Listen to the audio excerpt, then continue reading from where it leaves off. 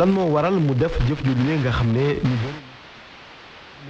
lan moo waral mu jël dogal taal bus boo xam ne lu ëpp juróom fukki ay ndongo ñu ngi si nekkoon nekk ay collégiens li am bu wóor nag moom mooy incompréhension dafa am ñàkk mën a xam ak nangu li am la tribune di wax ne ndax dafa nekk ni lu ñaaw rek la si jublu woon wala dafa am ab bataaxal message boo xam ne bëggoon na ko jaarale muy message ci wàllu politique di naqarlu tukki bi ak Italie ni ngi si taxawee ndax nag la tribune mu ngi wax ne Italie dafa am gouvernement boo xam ne yoonam nekkul ci dem rek dikk bi nga xam ne mi ngi ñeel wéy tukki yi fii ci Afrique tax kon ba ab pouvoir la boo xam ne lu ko neex lay def ci wàllu wole du sax respecté li nga xam ne jël nañ ko ci dogal ci àddina bi ngir gën a doxal wàllu immigration muy tukki bu jaar yoon tukki itam bu jaarul yoon rawatina Italie lu ko neex lay def bu nu sukkandikoo ci sunuy naataangoo wante nag moom Ousseynou Sy dina am temps bu baax a baax janoo ak yoon ca réewu Italie wax leen lan moo tax mu doxalee noonu ministre bi ñu dénk wàllu intérieur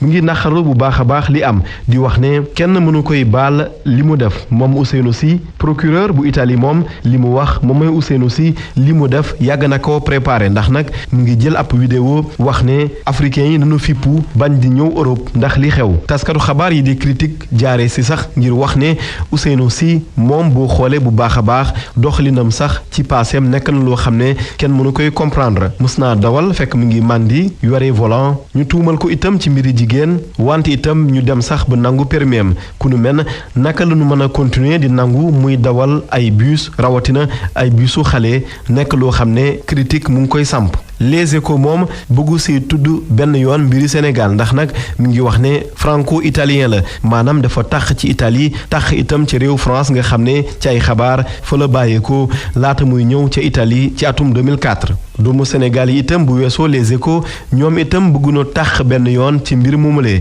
ndax nag ñu ngi wax ci YouTube bu nu sukkandikoo ci Vox Populi ni ñoom joteewuñu dara ak li am te li am nekk na loo xam ne mi ngi ñaawal deru waa Sénégal bu baax a baax ci àddina bi te sax li am nekk na loo xam ne doomu Sénégal mënu koy def wante nag ay nit yu ñuy faat ñu ngi am itam ci sunu réew bi si mujj wala bi nga xam ne moom la ñu gën a waxtaanee di lycéenne bi nga xam ne ca Diourbel moom moo faat jàngalekatam Henriette Diatta yóbbu nañ ko ci kaso bi moom ak yaayam xibaar bi taskatu xabaar yu bëri nag wax nañ ko tey ci suba gi liñ leen di toppee nag moom mooy faat nit te bëggoo ko wante itam jaay sangara te amoo këyit wi Le Quotidien moom moo ko bind placement sous mandat de dépôt boobule juge premier cabinet instruction tribunal grande instance bu Diourbel moom moo ko jël bu nu sukkandikoo ci enquête wante nag ñeel ñaari nit yi nga xam ne ñoom ñooy liggéey ca baar ba nga xam ne fa la mbir mi amee ñoom am nañu bàyyi négandiku di liberté provisoire gannaaw bu ñu leen inculpé wax leen ni dañoo gisoon ku nekk ci jafe-jafe